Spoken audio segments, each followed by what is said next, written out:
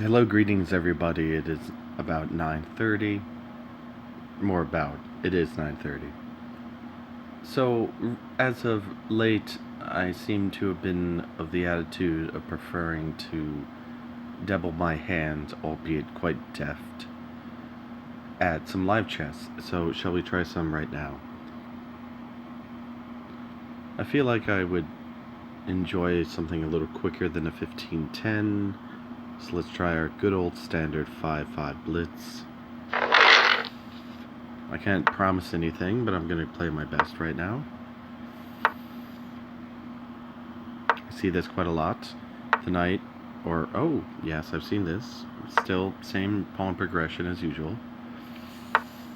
There's the knight. Now I play bishop to d6 here. He can deflect by playing c5. Actually, oh, he chooses the exchange. Actually, I don't always play bishop to d6 right away. I sometimes preface that with pawn to b6 first to prevent the deflection. But he decided to deflect. I will take back with the pawn. I could have also used the knight. Both are fine. My pawns are still connected. That check is of little interest to me. Oh, very aggressive.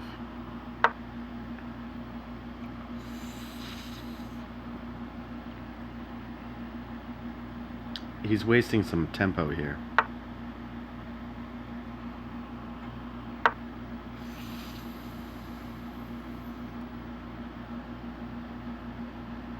Now, where he moved his bishop to d3 is typically what's done in responses to my response, to his response to my defense. But I no longer have a pawn on the e file, so that's a little atypical. So that strengthens the diagonal of his light squared bishop. I'm going to castle ahead of white. Now knight to g5 is very aggressive. Let's see if he tries something like that. I have a response, something quite simple. Pawn to g6. It prevents that long diagonal he's established on the light squares with his bishop and queen. Okay, he chooses not to.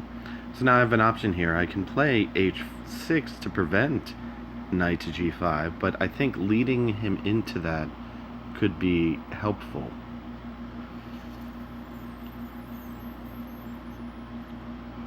Now I'd like to develop my queenside knight, and one of the best ways I can see about doing that is playing bishop to b4. However, he can deflect it with h3. I would retreat to h5. He'd play pawn to g4. I would retreat to g6. Now the problem with that is the bishop can take, and I'd have to take back with the pawn, stacking my pawns. But I'm going to take that risk. Now if he doesn't respond to this immediately, I can take the knight and stack his pawns and open a file, the g file that is, for an attack against his king, since it's castled kingside. Wise decision on his part, in my opinion. But that buys me a tempo to develop my queenside knight to d7, supporting my knight already established at f6.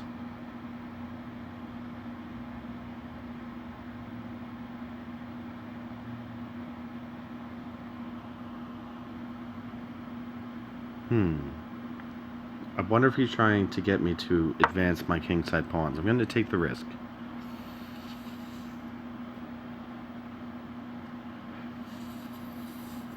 He could play pawn to f3, not a bad idea. I would retreat to bishop to h5. If he follows that up with pawn to g4, I play bishop to g6, attacking his queen at c2. Okay, he decides to take. Interesting what he decided to take with.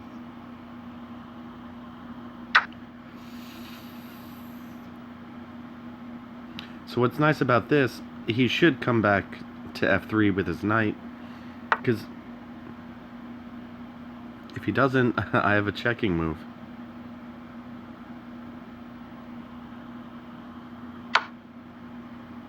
Bishop to h2.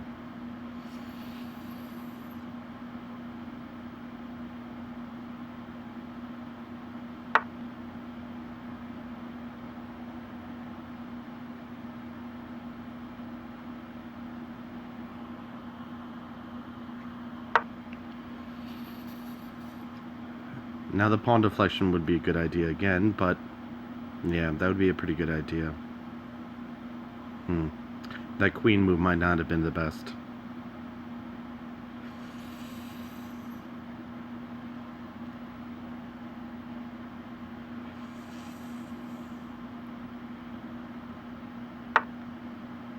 Yeah, that's what I feared.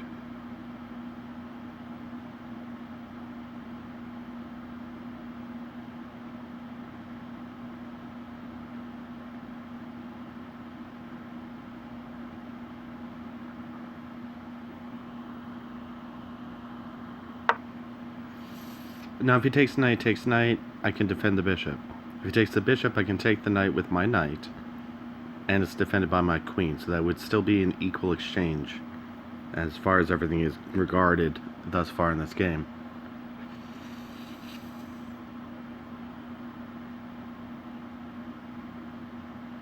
I prefer the former over the latter. I would like to keep my bishop where it is. It's going to cause some trouble by almost every means. He chooses not to. It's pretty wise.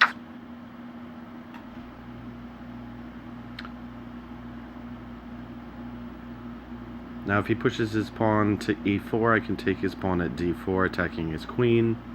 He can easily support it if necessary with something as simple as pawn to c5. Of course, it's already defended by my queen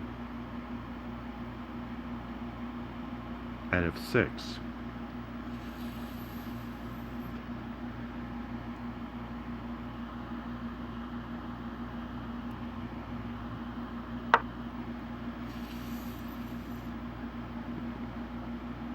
King's side is already being compromised. I need as many defenders and attackers on that side as possible, which is why I decided to play knight to h6.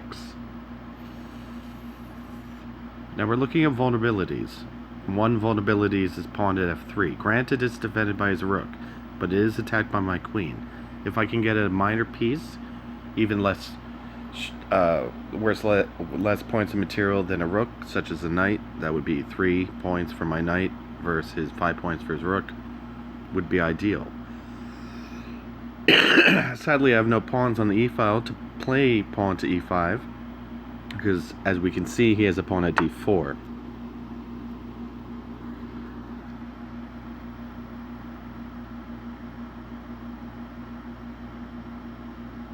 However, I have a nice sacrifice here. If he captures back with the pawn, I win the rook.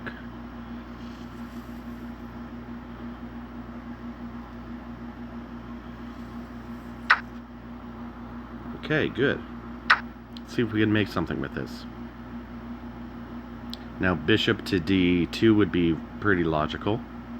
Developing an attack on my queen with his remaining rook.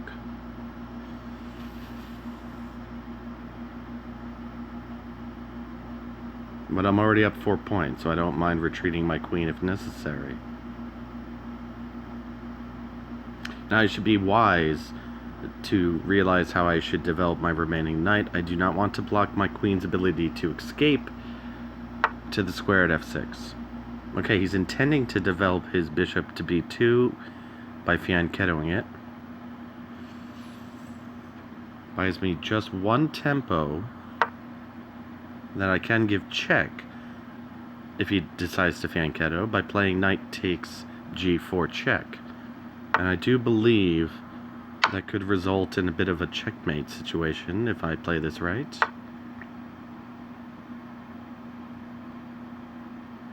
Oh, it seems I didn't play it right. So let's threaten his queen. If he takes mine, I'll take his. I still feel the move I made prior is not that bad.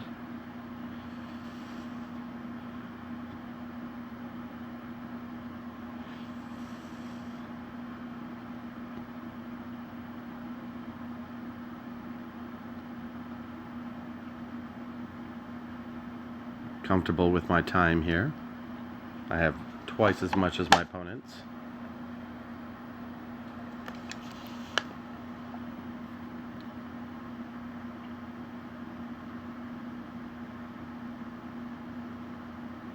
Not to mention my pawn at g5 enables me to play queen to f4 check.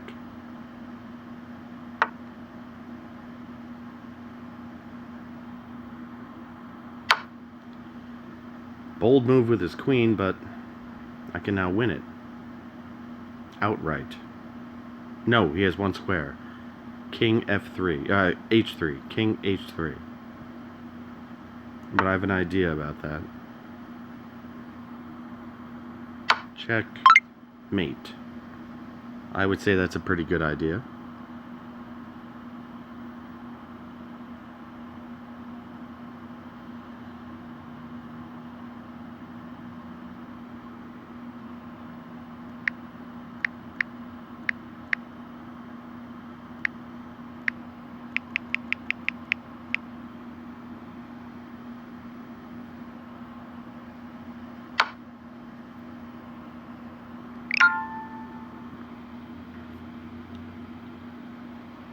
Alright, let's try another one.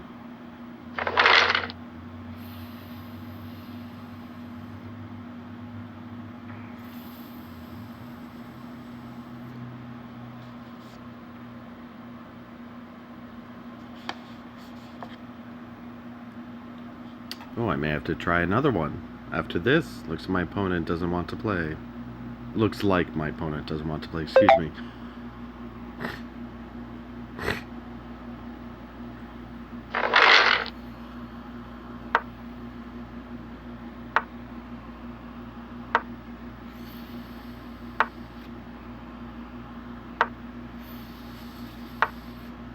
Excellent. One of my preferred lines with white. A lot of people know the fried liver attack. Oh, see, that's the response I really don't care for. And I say I don't care for it because it really halts any development of the attack I wanted to do, but it doesn't completely impede it. I replaced the bishop with the queen and still strengthened the diagonal and threatened the potential mate with queen takes f7 in this case, which would not be able to occur with the bishop, but I would prefer the bishop in play here. So I have some options. I can sacrifice my knight, and in doing so put his king on the f7 square. I can push the pawn to d6, discover an attack on his king with my queen, giving check, but he can interpose with bishop to e6. So I've learned from playing a lot of these games that it's a good idea here to come back to f3 with the knight. Granted, I do have tempo and the ability to do that because his pawn play at h6 is slightly under tempo. I do now have an attack on his pawn at e5, and he doesn't have a knight on the queen side to defend it, but so he chooses to use the bishop. Not bad here now, because he no longer has his pawn on the d-file, but you don't want to play a bishop in front of a pawn. Just like having a pawn in front of a pawn, it impedes the development of the trailing pawn. So I have two options here. Immediately pawn to d4, or I can spend 2 tempo and play b3 and then fianchetto my bishop to b2. Also, I can simply castle. I think it's a good time to castle right now because I can also bring another attacker on that pawn at e5 with my rook to e1. He'll probably mimic it by playing rook to e8, which is of course a good idea, as he does so. I'm now going to spend those tempo to fianchetto my dark squared bishop. Oh, that's a good idea. See, I can't take with the rook because his knight's got that pawn defended. If his knight wasn't there, I could, because my queen would have that pawn attacked as well.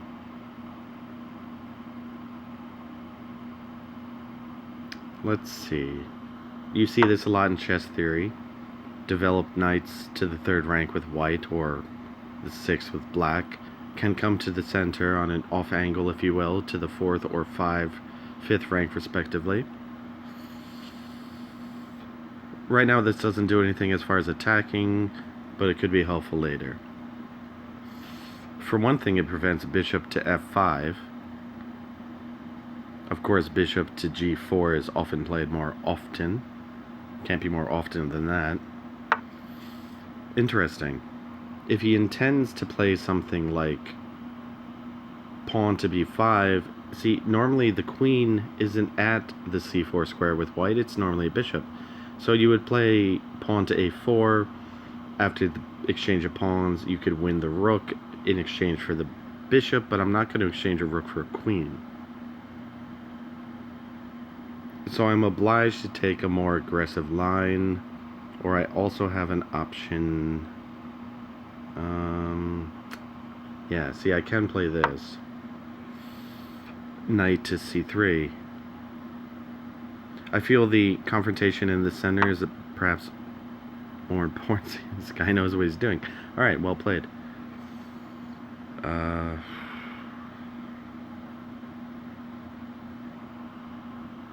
Alright, the only problem with that move is I can make a pawn move. The queen is now above and ahead of the rook. Well, ahead of the rook in the attack. Okay, this doesn't change my plans. He can capture en passant if he doesn't want to lose his queen. However, no, his queen's in a bit of a bind, if you ask me. Though I am no grandmaster. Yet.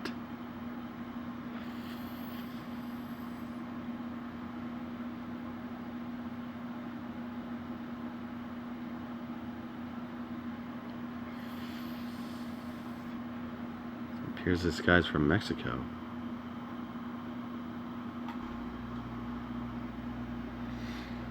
You don't see too many chess players from Mexico. For that matter, you don't see too many high-level chess players from America. But it is America, so we try to be high-level in almost everything we can. Some call it arrogance, I just call it confidence. But that's a fine line that people walk upon.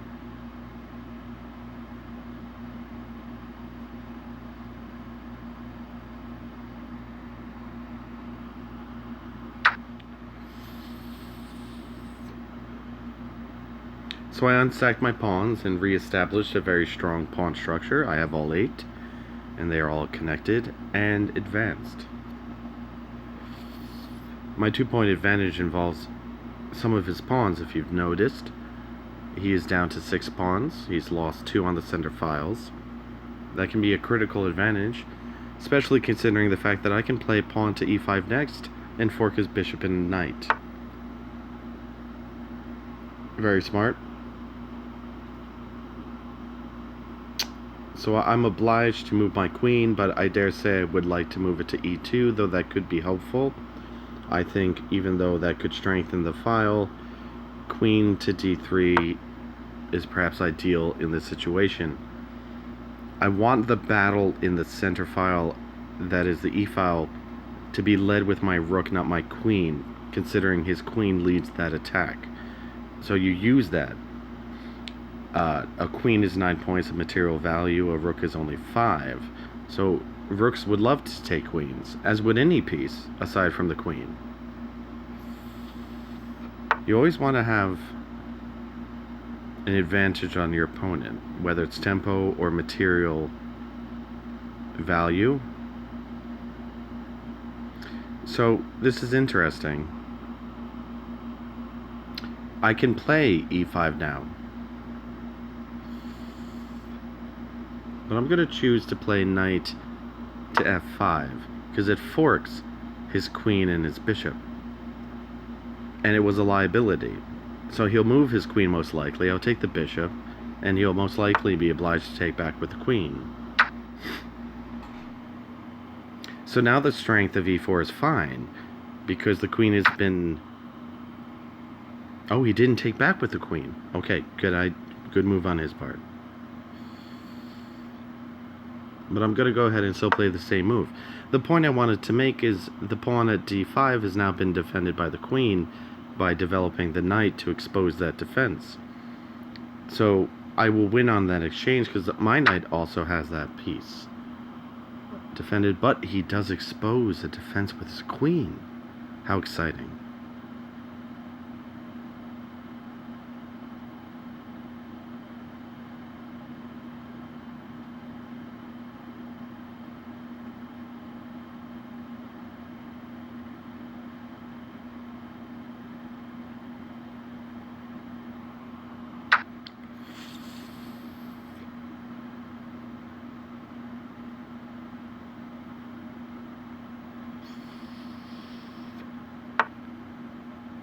Interesting.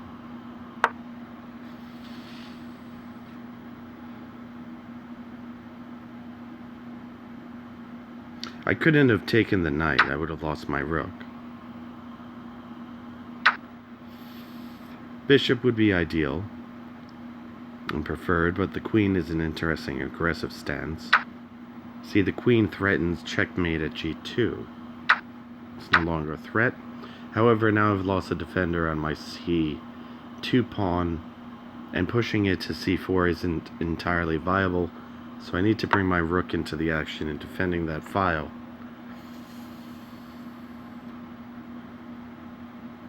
I would say I'm a bit ahead on development, but we're relatively equal on material.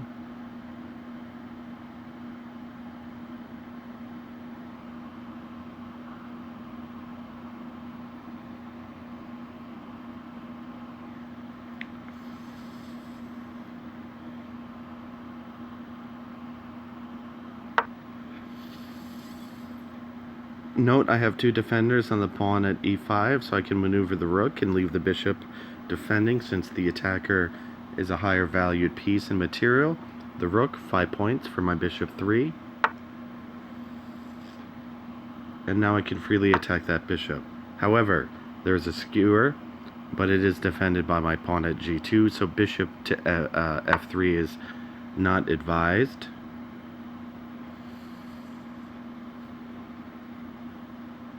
I'm going to spend a tempo here, which hopefully will help me in later stages of the game. I really don't want him to play bishop to f5, so I preface that with pawn to h3 with the intention of playing pawn to g4.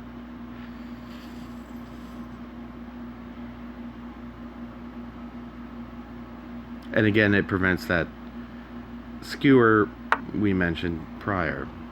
Okay, interesting. I'm going to take a solid stance. A solid stance on the d file. I would not mind the exchange of rooks.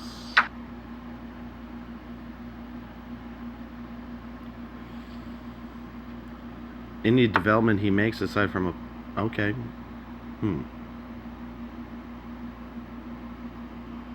Alright, we're going to play some rook endgame theory here. Rooks are very helpful in taking off pawns. He knows that well. And he's offered me a draw. Clearly I won't accept that. I have to be a little careful here. I don't want my rook on the light squared because of his bishop.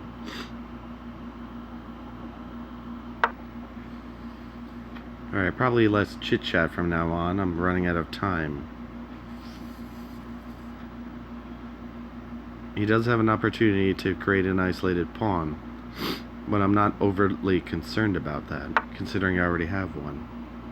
Wow, he spends tempo not to. Interesting.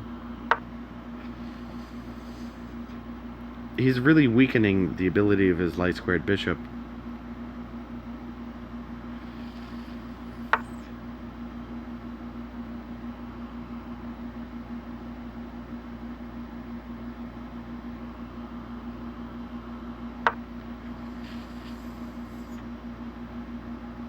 Thankfully, the g-file's not open. He cannot play rook to g8 and make it entirely effective immediately.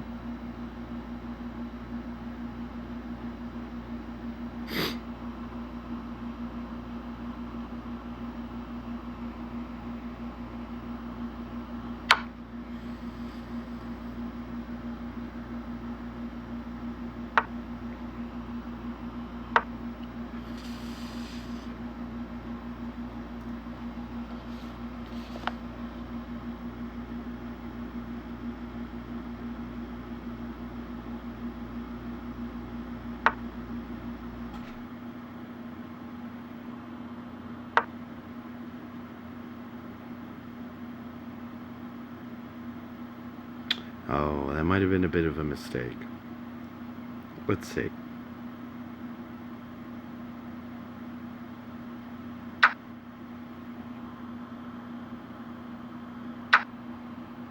You'll probably play rook to a2.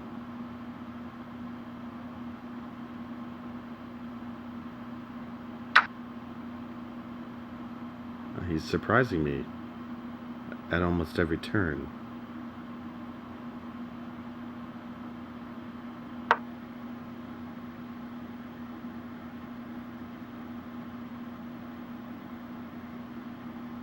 I'd expect no less from my opponent. Challenge me all you like, it only makes me stronger. If you're a fan of Dragon Ball Z, I picked up a pawn. The Saiyan race grows stronger if they lose a battle and then recover afterwards.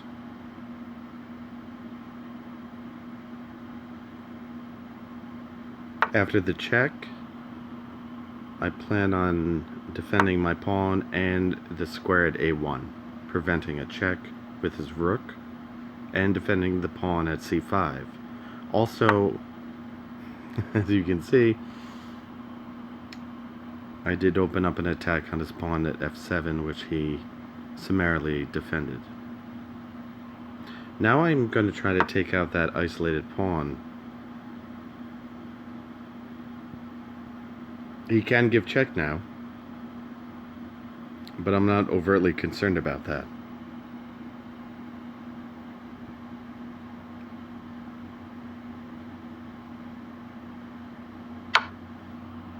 Not a problem. He doesn't have a dark squared bishop, now does he? Wise would be rook to a3 to defend that bishop. There he goes.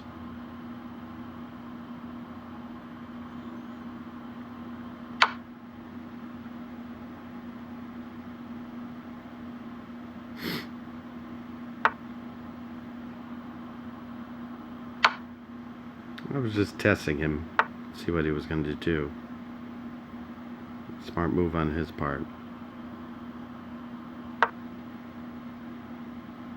His king cannot come to attack my potentially promoting pawn. It's a lot of peas. But he can do that. Wise. But now if he moves his king to e7, I get that pawn at b4.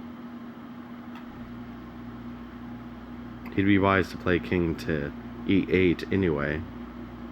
Note, his bishop now defends the promoting square for my pawn on the c-file. But if he abandons any defense on his bishop at e6, I will take it with my rook. So he most likely will be obliged to play. Oh, he's going to be aggressive.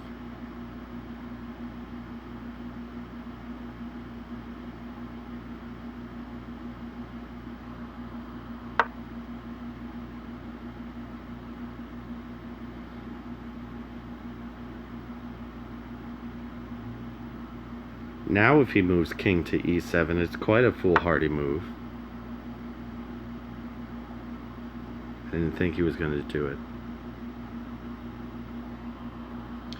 I have to defend my pawn. He will play rook to c8 most likely.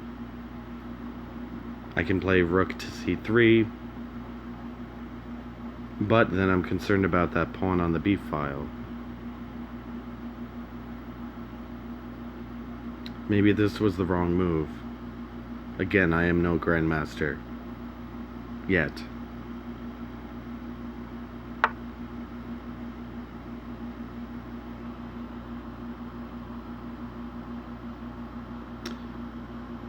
Thankfully, I can also defend that pawn with bishop to e5.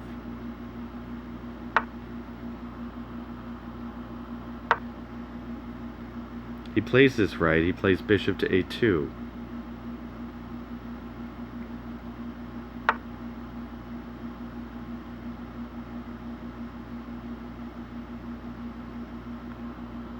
That was a mistake.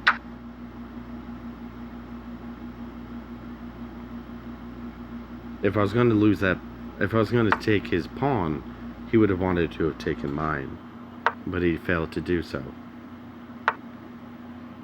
Now he thinks he can get his king involved. A good idea would be king to e8. My check with rook to d8. Rook takes, rook, pawn takes, rook. Promotion doesn't end in my favor. But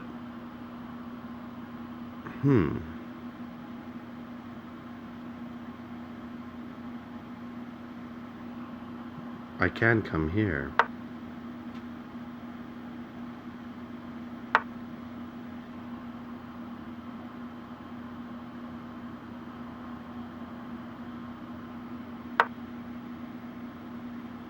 The promotion works on this side.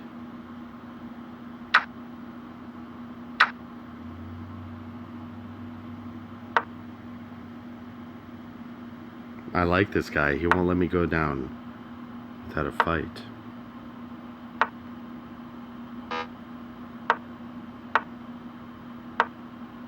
He's desperate now.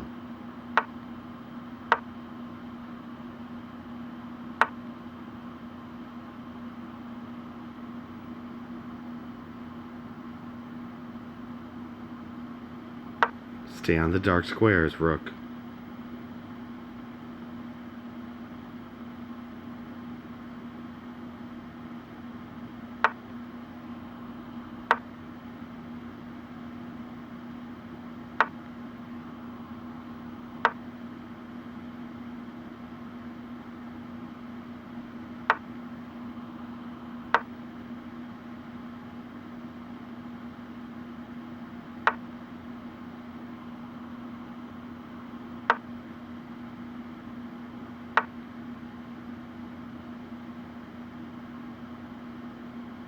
I made a bit of a inaccuracy there.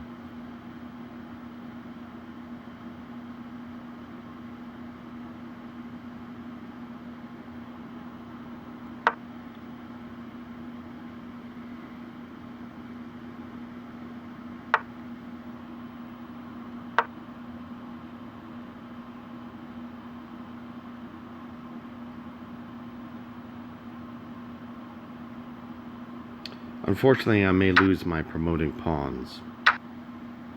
This may end in a draw simply by the fact that he has a pawn and a bishop. But I'll try.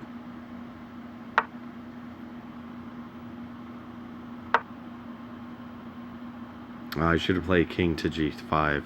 He can play king to g6 right now.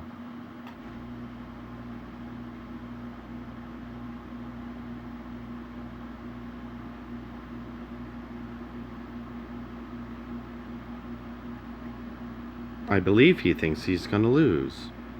He's abandoned the game.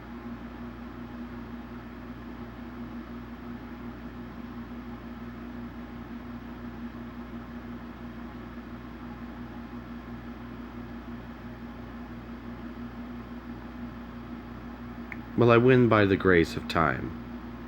And now it always marches forward. Not the way I'd like to win, but I'll take it nevertheless.